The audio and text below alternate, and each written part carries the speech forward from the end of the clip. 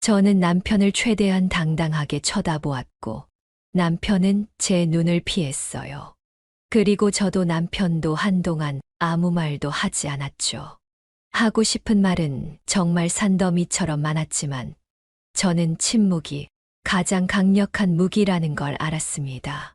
남편은 생각을 하는 것 같더니 눈을 지그시 감고 숨을 깊게 내쉬었어요. 그리곤 말했죠. 맞아. 나 바람핀 거 언제부터였어요?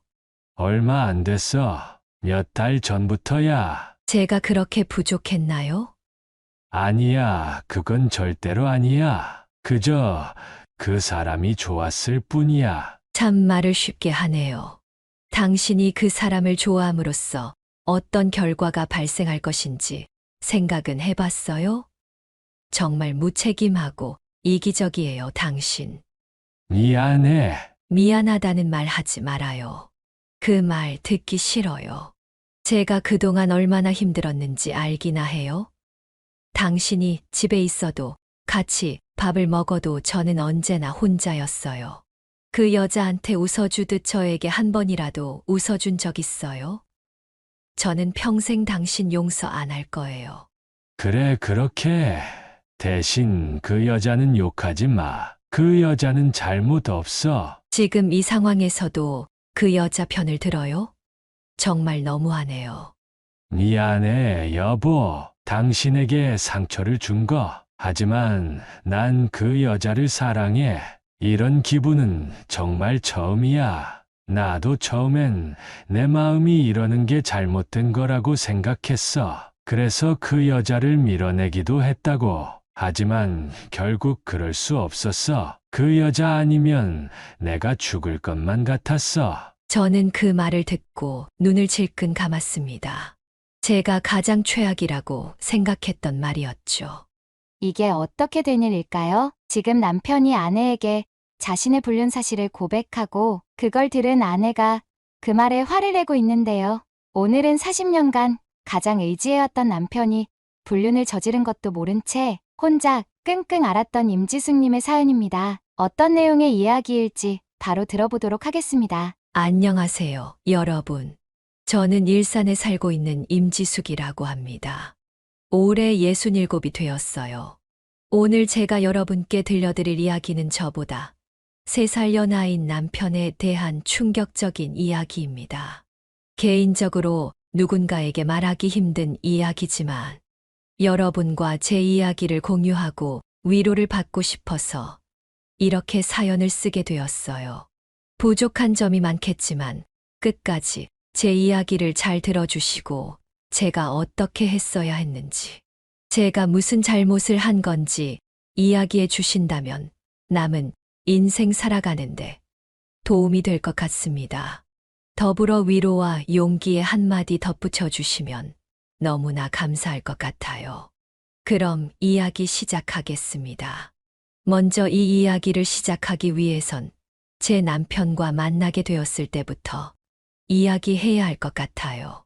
저희는 대학교에서 만나게 되었습니다. 저는 남편의 대학 선배였죠.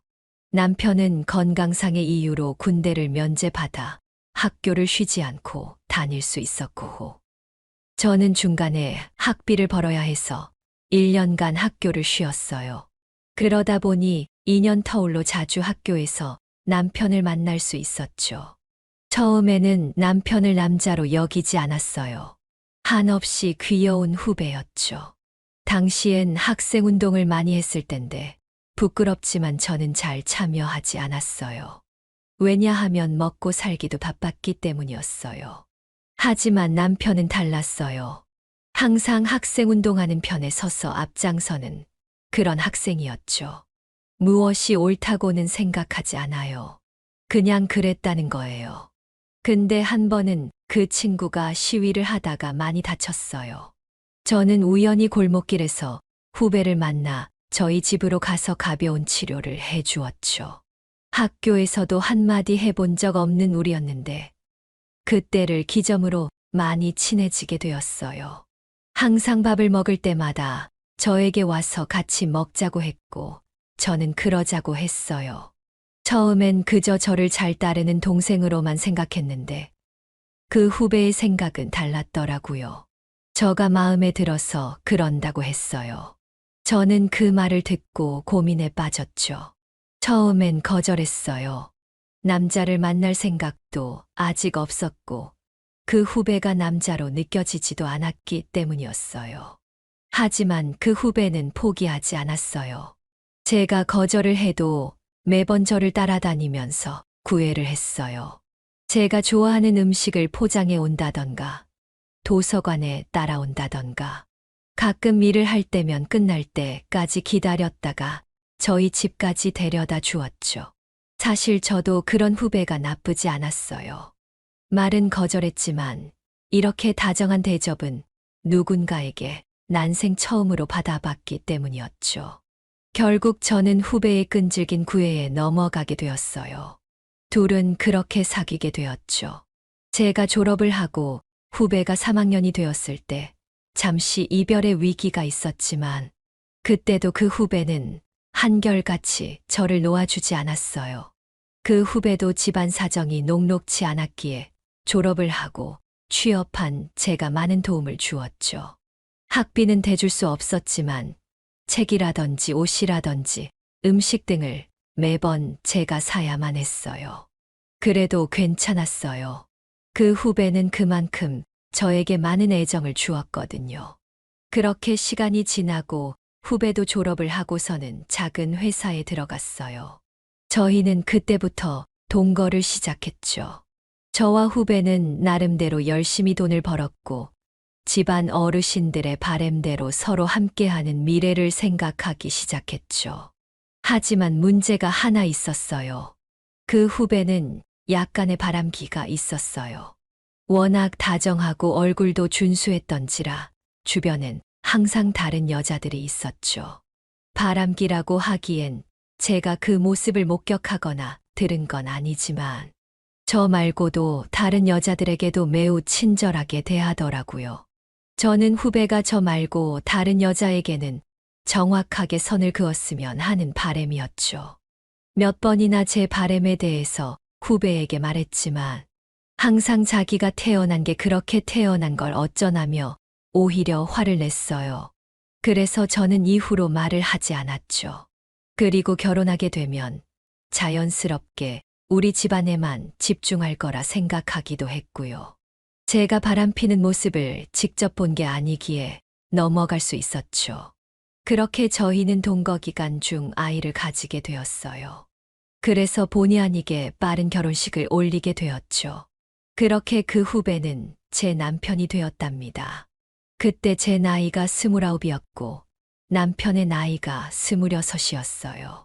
저의 예상대로 남편과 저는 돈을 벌고 아기를 키우는데 정신이 없었어요. 저희를 위해 뭔가를 할 시간 따위는 없었죠. 그때는 정말 열심히 살았던 것 같아요. 저는 임신을 하고서는 회사를 그만두고 방문교사 일을 시작했어요. 남편은 계속 회사를 다녔고요. 시간이 지나 어느덧 40년 가까이 흘렀고 저희가 낳은 아들과 딸은 모두 출가를 했어요. 저희도 열심히 돈을 모아 저희 보금자리인 괜찮은 주택 하나를 구입했고요. 저는 예전에 일을 그만두고 계속 주부로 있었고 남편은 몇 년 전에 정년퇴직을 했습니다. 그래서 모아둔 돈과 연금으로 노후를 보낼 예정이었습니다. 저야 주부로 꽤 오래 있었기에 괜찮았지만 남편은 정년퇴직을 한 직후에는 적응을 잘 못하더라고요.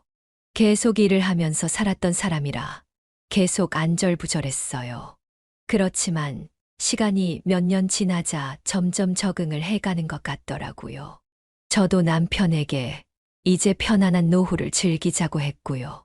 그래서 남편은 자기가 하고 싶은 취미를 계속해서 찾았고, 저 또한 매일 친한 아주머니들과 서예를 배우기 시작했어요.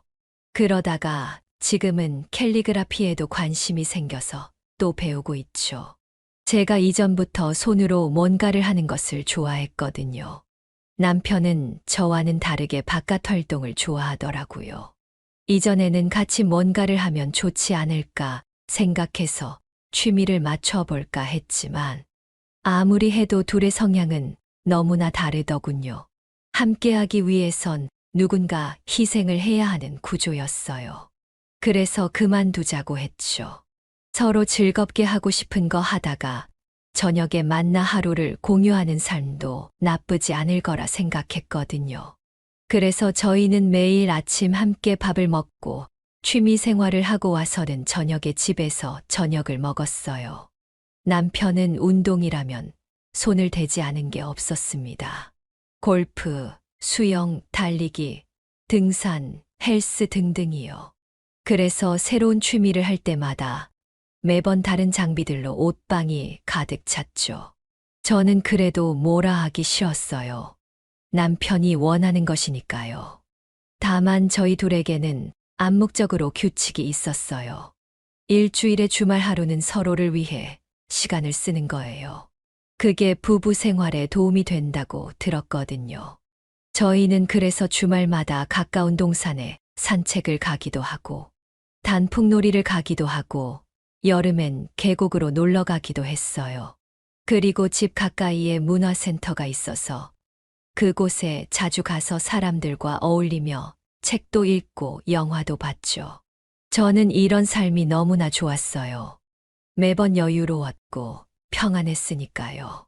저는 이렇게 살다가 편안하게 죽으면 더 바랄 것이 없겠다고 평소에 생각해왔습니다. 하지만 제 바램대로 인생이 흘러가지는 않더라고요. 어느 순간부터 저와 남편의 규칙이 깨지기 시작했습니다. 서로 약속한 건 아니었지만 남편은 매번 함께한 토요일에도 동호회에 나가기 시작했어요. 남편이 몇 달 전부터 시작한 자전거 동호회였죠. 남편은 평소에도 자전거를 타고 싶었다며 꽤 비싼 자전거와 장비들을 구입했죠. 저희 사정에 비해 너무 큰 지출이었지만 남편은 한 번 사면 평생 쓴다며 저를 설득했고, 그래서 저도 허락해 주었죠. 저도 사실은 좋았어요. 남편이 다른 것 하는 것보다 운동을 하는 것이니 건강도 좋아지는 건전한 활동이라고 생각했기 때문이었어요. 처음엔 한 달에 한 번 정도였습니다. 저는 당연히 그럴 수 있다고 생각했죠. 하지만 어느샌가부터 2주에 한 번으로 줄어들더니 이제 매주 토요일마다 자전거 동호회에 나갔죠. 남편은 자전거를 타러 갈 때마다 너무 행복한 얼굴로 나갔습니다. 저는 남편에게 서운했지만 그런 행복한 얼굴을 하고 나가는 남편에게 표현할 수는 없었어요. 하지만 점점 남편의 행동에서 이상한 낌새가 느껴지기 시작했습니다. 나갈 때마다 계속 자신의 외모에 신경을 많이 썼죠. 안 쓰던 향수까지 뿌리고 매번 빗으로 머리를 손보고 나갔어요. 저는 어차피 헬멧을 쓰는데 뭐하러 머리를 빗냐고 말했고 남편은 그냥 웃음으로 답했죠. 그것뿐이 아니었어요. 남편이 휴대폰을 평소에 너무나도 자주 보는 거예요. 워낙 바깥 활동을 좋아하는 양반이라 휴대폰이랑 먼 사람이었는데 말이에요. 밥을 먹을 때도, 자기 전에도, 화장실에 갈 때도 휴대폰을 들고 들어갔죠. 저는 한 번 밥을 먹을 때 남편에게 물었어요. 여보, 밥 먹고 봐요. 그렇게 재밌어요. 뭘 보길래 그렇게 웃음꽃이 활짝 폈어요. 저도 같이 좀 봅시다. 별거 아니야. 그냥 재밌는 글이 있길래 읽는 거야. 글이요? 평소에 책 한 권도 읽지도 않는 양반이 무슨 글이요? 있어 그런 게 그냥 소설 같은 거야. 신경 쓰지 마. 글 읽는 건 좋지만 밥 다 먹고 봐요. 알겠어. 당신도 얼른 먹어. 남편은 이후로도 휴대폰을 자기 몸의 일부처럼 항상 지니고 다녔어요. 저도 볼 생각은 아니었지만 너무 지나치다고 생각했어요. 한 번은 제가 남편의 휴대폰이 울려서 남편에게 휴대폰을 가져다 주려고 했던 적이 있었어요. 별 생각 없이 말이에요. 근데 남편이 그 모습을 보고는 헐레벌떡 소파에서 일어나 제가 들고 있던 휴대폰을 확 낚아채 뺏어가는 게 아니겠어요? 그리고는 자신의 태도에 자기도 당황했는지 미안하다고 하더군요. 급한 전화라고 했어요. 그래서 얼른 받으라고 말하니까 급히 슬리퍼를 신고 나가서 전화를 하더군요. 좀 이상했어요. 급한 전화면 바로 받아야 하는데 밖에서 전화를 받는 게요. 그리고 저 사람이 제 앞에서 전화를 가려받을 사람은 아니었거든요. 이런 사소한 변화들이 점점 눈에 띄기 시작했죠. 처음에 저는 대수롭지 않게 생각했어요. 하지만 점점 남편의 이상한 행동들은 점점 늘어나기 시작했어요. 평소엔 운동복에 돈을 안 쓰는 사람이 자전거 탈 때 입는 옷을 그렇게 사는 거예요. 그것도 엄청 비싼 옷을요. 여보, 이 옷 어때? 괜찮아? 또 산 거예요. 매번 입는 것 있잖아요. 그냥 싸게 할인하길래 사봤어. 비싼 거 아니에요. 뭘 옷 하나 가지고 그래. 당신도 원하는 거 하나 사면 되잖아. 자전거만 있으면 되지 무슨 동호회가 이렇게 돈이 많이 들어요. 또 다른 날엔 헬멧과 신발을 사오더라고요. 여보, 이건 또 뭐예요? 산지 얼마나 됐다고 또 샀어요. 이쁘잖아. 이런 걸 신어줘야 자전거 탈 맛이 난단 말이야. 그래도 그렇지. 뭘 이렇게 신경을 많이 써요. 우리 동호회 사람들은 다 멋진 옷 입고 타는데 그럼 나만 싸구려 옷 입고 타란 말이야. 어떻게 그래? 당신이 좀 이해해줘. 내가 허튼 곳에 돈 쓰는 거 아니잖아. 저는 그런 남편의 말을 그냥 들어주었죠. 남편 말대로 차라리 이렇게 건전한 곳에 돈을 쓰는 게 낫겠다 싶어서요. 하지만 그 이후로도 남편은 많은 것들을 사기 시작했어요. 평소엔 로션 하나만 바르는 사람이 스킨, 앰플, 수분크림, 선크림까지 저보다 더 많은 화장품을 사서 바르기 시작했고 향수까지 샀어요. 그리고 평상복도 지금까지 입었던 것들을 싹 다 버리고 새 옷을 사기 시작했죠. 그리고 매일 아침과 저녁마다 거울에 서서 우통을 벗고 자신의 몸을 이리저리 보기 시작했어요. 이런저런 포즈를 취하며 자신의 몸이 괜찮냐면서 계속 저에게 물었죠.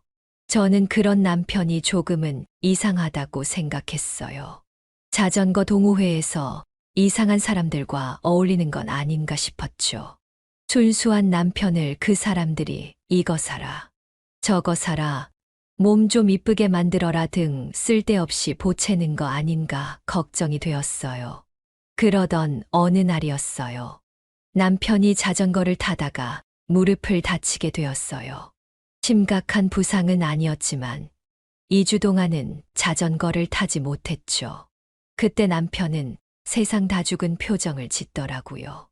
남편이 그렇게 우울한 표정을 짓는 것은 난생 처음 봤습니다. 남편은 하루라도 빨리 자전거를 타고 싶어 안달난 사람처럼 보였어요. 매일매일 병원에 가서 물리치료를 받았고 그것도 모자라 한의원에 가서 침도 맞았어요. 약도 한 움큼씩 먹고 파스까지 붙였죠.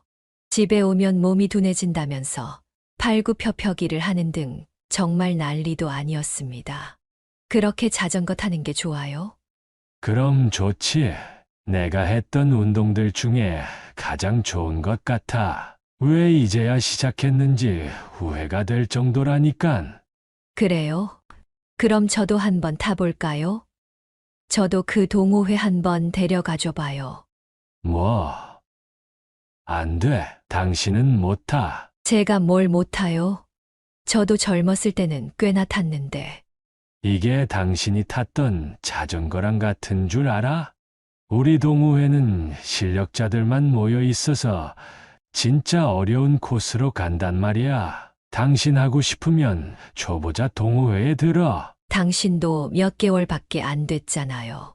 평생 운동한 사람하고 방구석에 박혀서 손장난만 하는 사람이랑 같아. 무슨 말을 그렇게 해요? 안 가면 되잖아요. 안 가면. 저도 사실 갈 생각이라고는 전혀 없었는데 남편은 제 말에 굉장히 과민 반응을 했어요. 어이가 없었죠. 그리고 남편은 집에서 있는 동안 계속해서 휴대폰을 보고 낄낄대며 웃었어요. 저랑은 대화를 거의 하지 않았죠.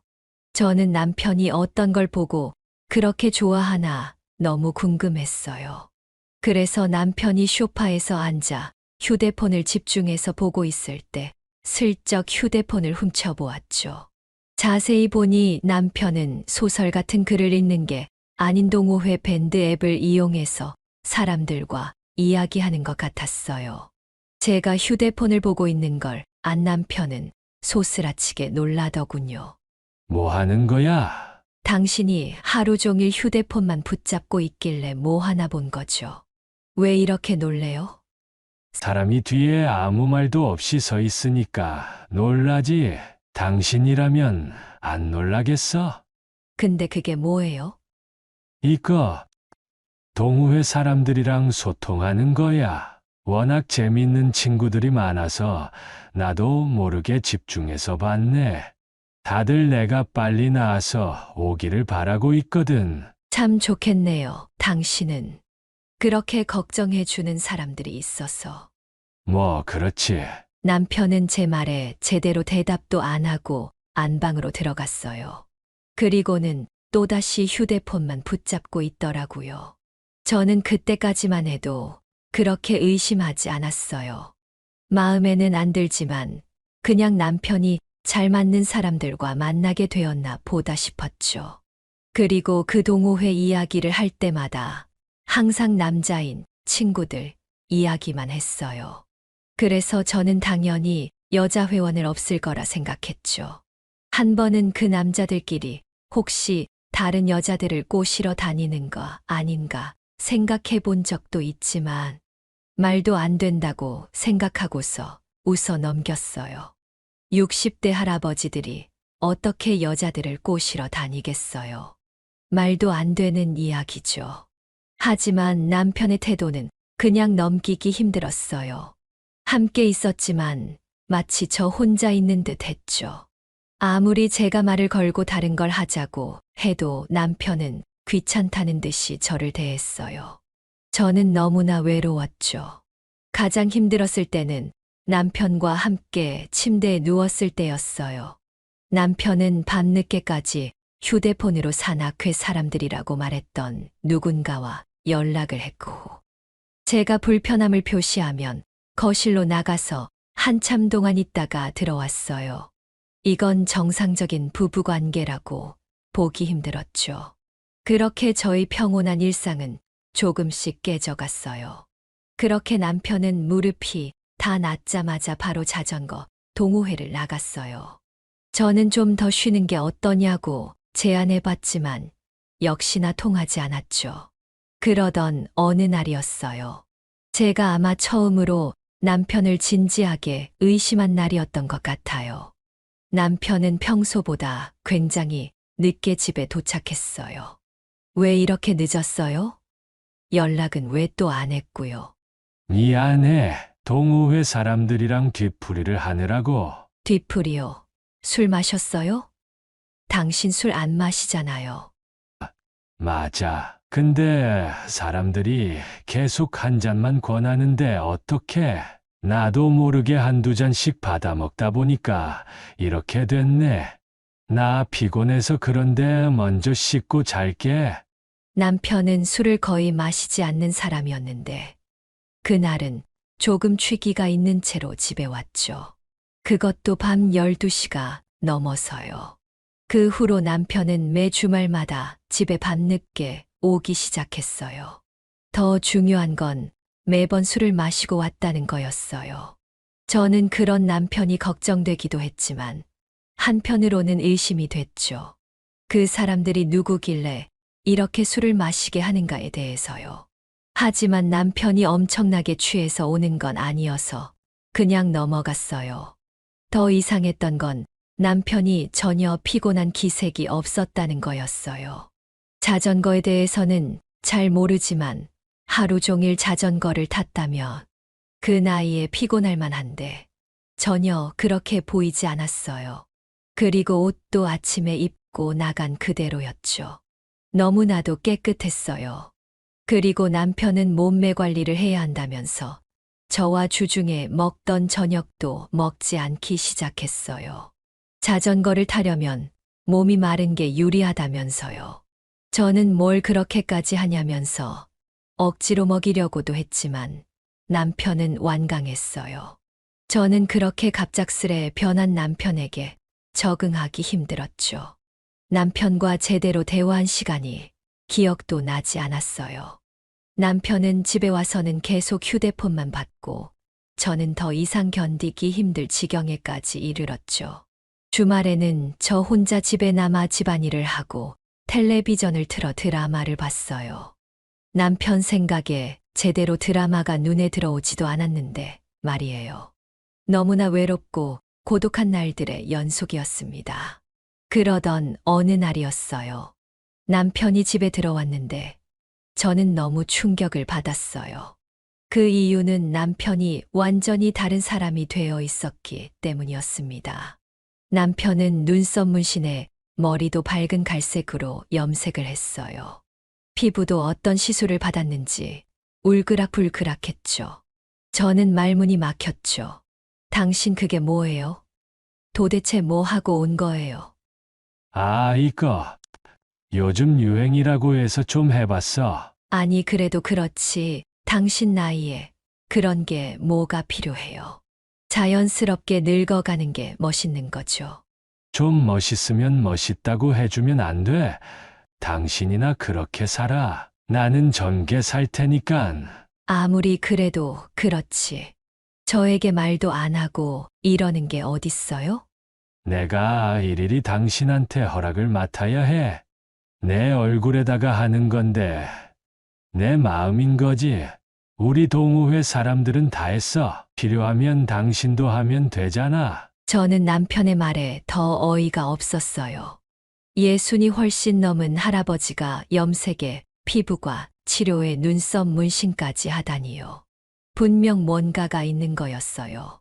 동호회 사람들이 누구길래 우리 남편을 이렇게 바꿨는지 전 알아야만 했습니다. 저는 남편의 휴대폰을 몰래 볼 날만 기다려왔어요.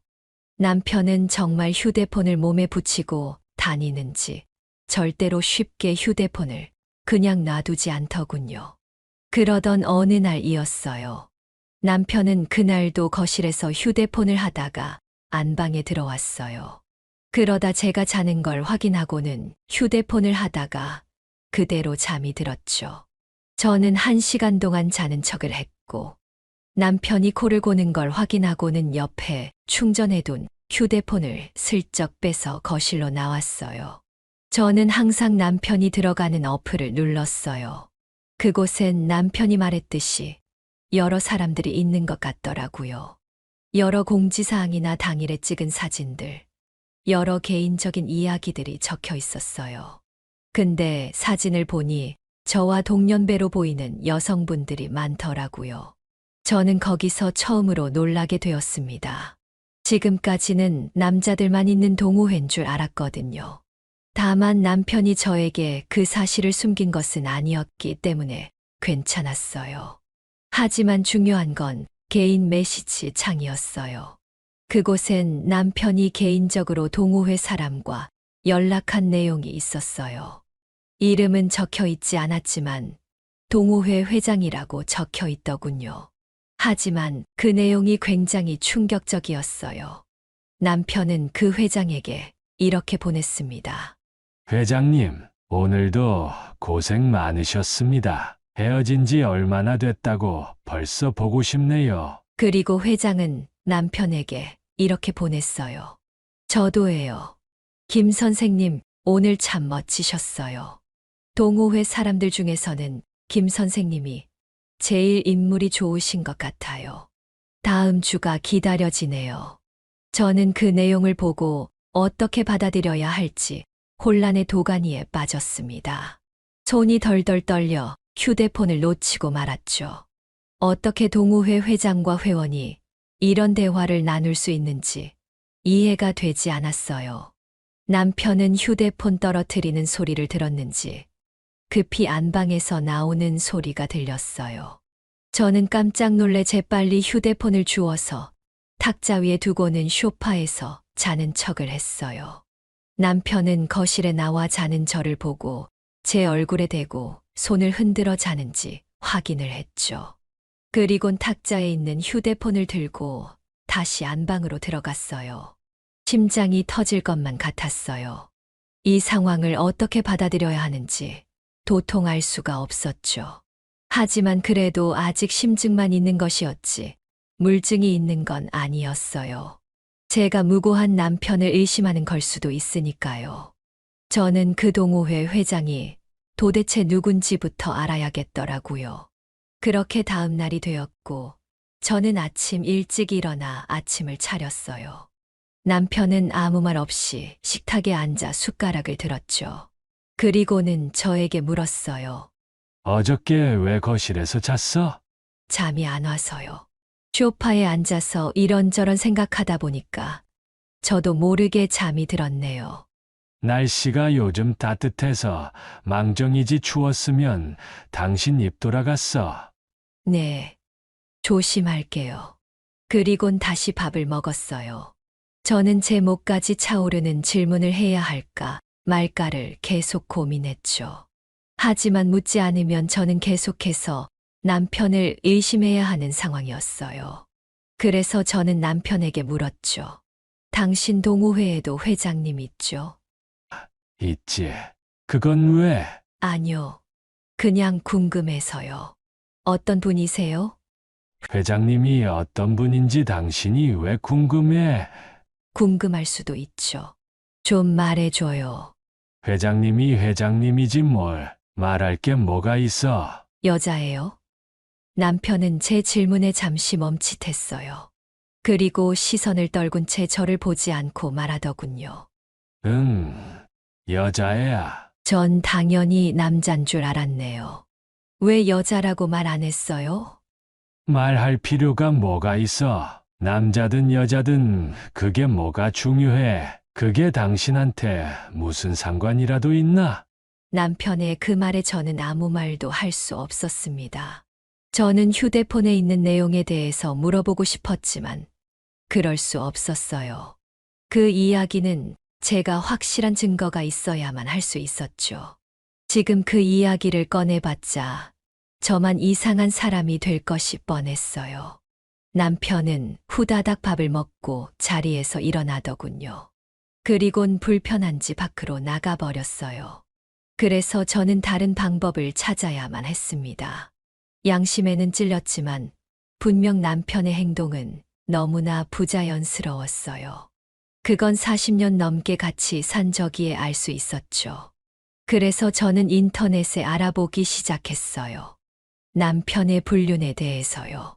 알아보다 보니 흥신소 홈페이지가 나오더라고요. 아직도 이런 곳이 있나 했습니다만 지금 물불을 가릴 때가 아니었습니다. 저는 고민하다가 결국 그곳에 전화를 걸었어요. 여보세요. 네, 고객님, 안녕하세요. 무슨 일로 전화를 주셨나요? 네. 상담을 받고 싶어서요. 어떤 고민이 있으신데요? 사실 제 남편이 바람을 피는 것 같아서요. 그럼 잘 찾아오셨습니다. 남편분 나이가 어떻게 되시죠? 60대 중반입니다. 꽤 나이가 있으시네요. 이런 경우가 많나요? 제가 이곳에 전화한 것이 잘하는 짓인지 모르겠어서요. 고객님, 전화 잘하신 거예요. 바람은 누구에게나 부니까요. 오히려 나이 드신 분들이 세차게 부는 바람에 약한 법이죠. 저희가 그 고민 확실하게 처리해 드리겠습니다. 그 사람의 목소리는 저에게 큰 안정감을 주었어요. 그래서 저는 그날 당장 상담을 받으러 갔고 거기서 자초지종을 설명했죠. 설명을 다 들은 흥신소 남자는 저에게 말했습니다. 보통 이런 경우에 불륜일 가능성이 높아요. 저희가 미행을 해서 증거를 전달 드리는 거야 어렵지 않습니다만 그 전에 여쭤봐야 할 게 있어요. 그게 뭐죠? 만약 불륜이 아니라면 어떻게 하실 생각이세요? 그리고 만약 불륜이 맞다면 어떻게 하실 거죠? 저는 그 이야기를 듣고 무척 당황스러웠어요. 정말 생각해보지 못한 부분이었기 때문이었어요. 저는 한참 동안 대답을 하지 못했죠. 흥신소 남자는 저에게 말해주었어요. 일단 작업은 들어가겠습니다. 주말에만 나가신다고 했으니 2주에서 한 달 정도 걸릴 겁니다. 다만 그 전에 제가 말했던 그것에 대해서는 미리 마음의 준비를 해두세요. 보통 고객님들이 생각을 안 하시고 진실만 아시려 하다가 나중에 큰 코 다치시거든요. 상처받을 마음의 준비를 해두세요. 집으로 돌아오는 길에 저는 정말 제가 잘한 것인지 죄책감이 들었습니다. 하지만 이제 돌이킬 수 없었죠. 저는 저녁이 돼서야 집에 도착했고 남편은 제가 왔는데도 어딜 갔다 왔는지 묻지도 않더군요. 그날은 정말 길었어요. 저는 잠에 들 때까지도 흥신소 남자가 말했던 것을 계속해서 생각했죠. 남편이 불륜이 아니라면 저는 평생 남편에게 미안해야 할 것이었고, 불륜이 맞다면 남편을 용서해야 할지, 이혼을 해야 할지 결정해야 했어요. 답이 없는 문제였죠. 정말 어려운 질문이었어요. 흥신소 남자는 저에게 전곡을 찔렀던 것이죠. 그렇게 저는 정말 지옥 같은 2주를 보냈습니다. 주말이 오질 않길 바라면서도 얼른 이 시간이 끝나길 바랬어요. 진실을 마주하고 싶지 않았죠. 그건 저에게 너무 과도한 벌과 같았습니다. 왜 하필 저에게 이런 일이 생겼을까 하늘을 원망하기도 했죠. 하지만 이 세상은 역시 차갑더군요. 그렇게 시간이 지나 흥신소에서 만나자는 연락이 왔습니다. 그리고 저는 저희 집에서 멀리 떨어진 카페에서 그 사람을 만났어요. 그 사람의 표정에서 저는 아무것도 읽어내지 못했어요. 알 수 없는 표정이었죠. 그 사람은 그저 서류 가방에서 담담히 무언가를 꺼내 제 앞에 꺼냈어요. 갈색빛의 서류 봉투였죠. 생각보다 두툼했어요. 열어보시죠. 저는 떨리는 마음으로 천천히 서류를 열어서 안에 있는 내용물을 꺼냈습니다. 그곳엔 타자로 작성한 서류와 여러 사진들이 모여져 있었어요.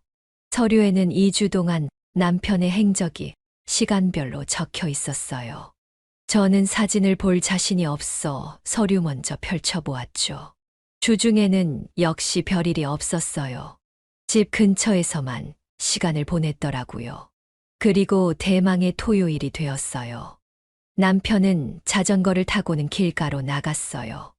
그리고 큰 대형 택시에다가 자전거를 싣고는 한강으로 갔어요. 잠수교 쪽이더군요. 그리고 내려서 주위를 둘러보았고 누군가를 보고 손을 흔들었죠. 만난 사람은 제 나이 또래의 여성이었습니다.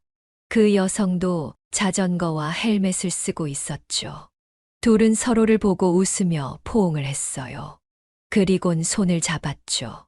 저는 여기까지 보고 더 이상 읽기가 힘들어서 눈을 질끈 감았어요. 흥신소 사장은 말하더군요. 보기 힘드시다면 더 안 보셔도 됩니다. 제가 설명을 드리죠. 아니요. 제가 다 볼게요. 저는 그 사람의 제안을 거절하고 다시 읽기 시작했어요. 둘은 자전거를 근처에 놓고 한강을 걸었어요. 그리곤 자리에 앉아 그 여자가 싸온 도시락을 먹었고요. 둘은 손을 꼭 붙잡고 한동안 대화를 했어요. 남편은 그 여자를 보고 계속해서 웃었죠. 점심을 먹고 둘은 다시 이동을 했어요. 자전거를 타고 꽤 멀리 이동했더군요. 바로 신촌 쪽이었어요. 그들이 간 곳은 바로 신촌에 있는 모텔촌이었죠. 그 둘은 그곳으로 들어갔고 4시간 뒤에 나왔어요. 그리곤 저녁을 먹으러 갔죠. 꼼장어 집으로요. 둘은 꼼장어를 먹으며 소주 한 잔을 했어요. 그 여자는 술에 취했는지 계속해서 남편에게 기댔고 남편은 그 여자의 어깨를 감싸 안았어요. 밤 10시쯤 되자 둘은 가게에서 나와 헤어질 준비를 했어요. 23분가량 포옹을 했고, 이후엔 입맞춤을 한 뒤 자전거를 타고 헤어졌어요. 그리곤 집으로 왔죠. 이게 제가 그렇게 궁금해했던 남편의 주말 생활이었습니다. 저는 눈물이 나올 것만 같았지만 꾹 참았죠. 앞에 흥신소 사장은 아무 말 없이 저를 기다려 주었어요. 저는 다시 마음을 다 잡고 그가 찍어온 사진을 보았습니다. 한강에서 손을 잡고 있는 사진, 남편의 입에 싸온 반찬을 먹여주는 여자의 사진, 함께 모텔로 들어가는 사진, 술을 마시며 서로 껴안고 있는 사진, 그리고 마지막 헤어질 때 했던 입맞춤까지요. 예상은 했지만 손이 덜덜 떨리기 시작했어요. 당장 가서 남편과 그 여자의 머리채를 잡고 싶은 기분이었죠. 2주 동안 마음의 준비를 했고 최악의 상황까지 예상을 했지만 충격은 정말 어마어마했습니다. 기껏 마음의 준비를 했던 게 하나도 도움이 안 되는 듯 했어요. 저는 너무 답답하고 억울한 마음에 흥신소 사장에게 물었습니다. 제가 왜 이런 일을 당해야 하죠?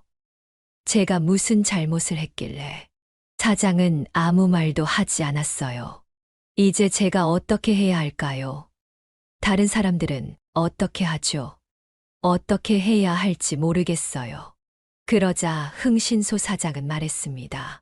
저는 고객님과 고객님이 의뢰한 분에게 어떠한 가치 판단도 하지 않습니다. 그게 제 철칙이죠. 다만 그건 말씀드릴 수 있을 것 같네요. 지금까지 제가 맡아서 했던 비슷한 계열의 일들은 수없이 많습니다. 그 말은 이런 일을 의뢰한 고객님들도 수없이 많다는 거겠지요. 그분들은 지금 어떻게 살고 있을 것 같으십니까? 모르겠어요. 아마 인생이 망가진 채 살고 있지 않을까요? 과연 그럴까요? 물론 제가 고객님 모두의 일상을 아는 건 아니겠지만 의뢰하고 몇 년 뒤 대부분 저에게 다시 연락을 하십니다. 그때 고마웠다면서요. 지금은 잘 살고 있다고요. 아마 고객님도 그렇게 되실 겁니다. 저는 그 이야기를 듣고 한동안 멍하게 있었어요. 어떻게 이혼하고 나서도 행복할 수가 있는지 이해가 되지 않았어요. 하지만 어딘가 한 대 맞은 듯한 기분이 들었습니다. 흥신소 사장은 마지막 말을 하고 자리를 떴어요. 잔금은 전에 보내주신 계좌로 보내주시면 됩니다. 그분들이 갔던 영수증도 혹시 몰라 모아놨지만 아마 이걸로도 증거는 충분하겠죠. 잘 생각해 보시고 좋은 결정 내리셨으면 합니다. 그리고 기억하세요, 고객님. 남편의 인생이 고객님의 인생은 아닙니다. 저는 그가 떠난 이후로 꽤 오랜 시간 동안 카페에 앉아 있었어요. 집에 가는 저의 발걸음은 정말 천근만근이었죠. 그의 말대로 증거는 차고 넘쳤습니다. 이제 결단을 내려야 할 순간이었죠. 제가 2주간 생각하며 다짐한 마음은 바로 남편이 바람을 피운 게 맞을 시 이혼하는 것이었습니다. 하지만 현실을 마주하니 그렇게 쉽지 않더라고요. 아들과 딸에게 어떻게 설명해야 하는지부터 남편과 이혼을 하고 나서는 어떻게 살아야 하는지 등등 별의 별 생각이 다 들었습니다. 저는 집에 들어갈 수 없었어요. 도저히 남편의 얼굴을 볼 자신이 없었습니다. 그래서 저는 근처 호텔에 가서 잠을 청했어요. 남편에게 많은 문자와 전화가 왔지만 연락을 받지 않았습니다. 저는 제 휴대폰 배경화면을 보았어요. 아들과 딸 그리고 남편과 함께 찍은 가족 사진이 있었습니다. 남편은 거기서 활짝 웃고 있었어요. 이런 미소를 본지도 생각해보니 굉장히 오래되었더라고요. 흥신소 사장이 준 사진에서의 남편은 이렇게 활짝 웃고 있었습니다. 저는 호텔에서 밤새 뒤척이며 남편을 용서해야 하는지 아니면 이혼을 해야 하는지 고민했습니다. 하루는 정말 짧더라고요. 어느새 다음 날이 되었고 저는 마음의 결심을 한 채 집으로 향했습니다. 집에 도착하니 남편은 거실에 앉아 절 기다리고 있더라고요. 저를 보는 표정은 그 여자를 보는 표정과는 사뭇 달랐습니다. 저는 말 없이 남편의 앞에 앉았습니다. 당신 도대체 어디 갔다 온 거야?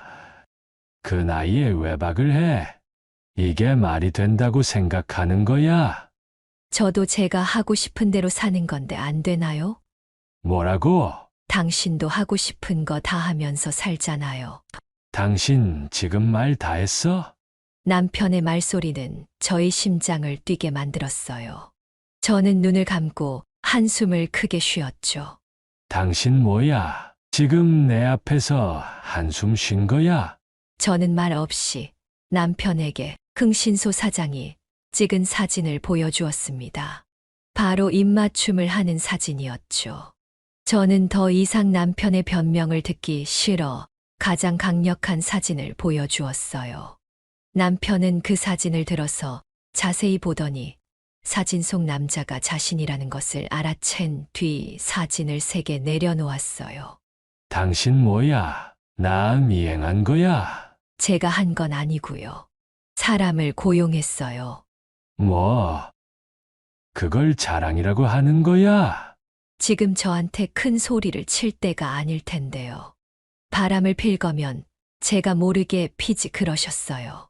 이렇게 너무 뻔하고 티나게 피시면 어떡해요. 남편은 제 말에 아무 말도 못하고 부들부들 떨었어요. 저는 남편을 최대한 당당하게 쳐다보았고 남편은 제 눈을 피했어요. 그리고 저도 남편도 한동안 아무 말도 하지 않았죠. 하고 싶은 말은 정말 산더미처럼 많았지만 저는 침묵이 가장 강력한 무기라는 걸 알았습니다. 남편은 생각을 하는 것 같더니 눈을 지그시 감고 숨을 깊게 내쉬었어요. 그리곤 말했죠. 맞아.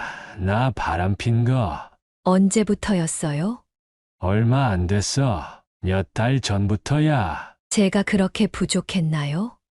아니야. 그건 절대로 아니야. 그저 그 사람이 좋았을 뿐이야. 참 말을 쉽게 하네요. 당신이 그 사람을 좋아함으로써 어떤 결과가 발생할 것인지 생각은 해봤어요? 정말 무책임하고 이기적이에요, 당신.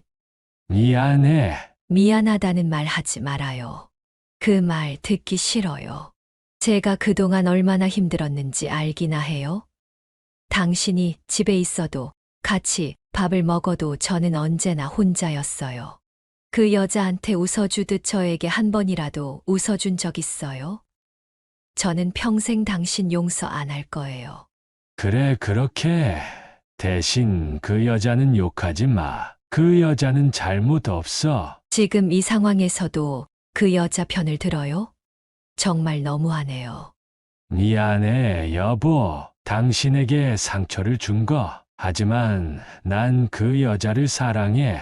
이런 기분은 정말 처음이야. 나도 처음엔 내 마음이 이러는 게 잘못된 거라고 생각했어. 그래서 그 여자를 밀어내기도 했다고. 하지만 결국 그럴 수 없었어. 그 여자 아니면 내가 죽을 것만 같았어. 저는 그 말을 듣고 눈을 질끈 감았습니다.